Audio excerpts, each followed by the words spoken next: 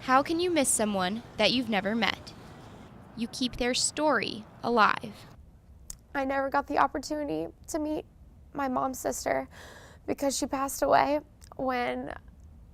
before I was born. And so I think because of that, my mom has always told me that tomorrow's a new day and to live every day to its fullest. Hearing stories of the aunt Jamie never got to meet is part of why storytelling has become her life passion. Every night before bed, my mom would always kind of like sit on the edge of my bed and like tell me a story. And that is what encouraged Jamie to open the box and learn about another Syracuse student named Alexander Lowenstein. I've noticed a lot of similarities in our personality. I like to think we're both kind of bubbly. I like to think we're both kind of passionate. Alex loved poetry and looked up to authors like Lord Byron. When Alex was studying abroad in London, just like Jamie did, he found himself staring at a portrait of Byron and thinking of his work. In his journal, Alex wrote, "It was a shame he died much before his time. Too many of them did." This was in his journal? But the difference between Jamie and Alex is that after her semester abroad, Jamie's plane landed safely on U.S. soil, and Alex's plane was bombed over Lockerbie, Scotland. I got on the plane and I was ready to come home. I didn't want to leave London, but at the same time, I was ready to be home, ready to see my parents, ready to see my brother, ready to see my dogs. And, you know, it's weird because I'm sure Alex felt the same thing. I don't think he, second-guessed getting on the plane thinking that it'd be the last thing he did.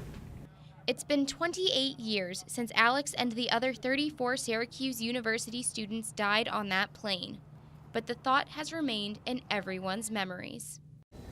I had some concerns, but we can't let the terrorists win, right? If you allow them to scare us, then they've achieved exactly what they want. So you gotta go on and live your life. And that's what we encourage with our children. But as an overachiever, Jamie didn't need much encouragement. I just knew I was going, no matter what school I ended up to. Like spring of my junior year, I was going to London. And so about a month before I left for London, I was applying to be a Remembrance Scholar. And my mom is a Syracuse alum. She graduated the class of '89, so she was a senior when Pan Am 103 happened. And she actually knew Alex. It was sad because everybody knew at least one person. If you were on this campus, you knew one. And the reason why I knew Alex is because we were in Greek life together. We had mutual friends. It's a feeling that you can't describe. Jamie is just like the students that sat in these seats on Pan Am Flight 103 28 years ago. Now these chairs on the quad serve as a reminder to live every day to the fullest because these students' chance to do so was cut short. But keeping the victims' memories alive is why the Remembrance Scholarship was created. When Alexi's parents are no longer able to come to a rose-laying ceremony and support Alexi, I can be there and so can the other Remembrance Scholars who've had the privilege of representing him. At Syracuse University, legacy is valued across all platforms.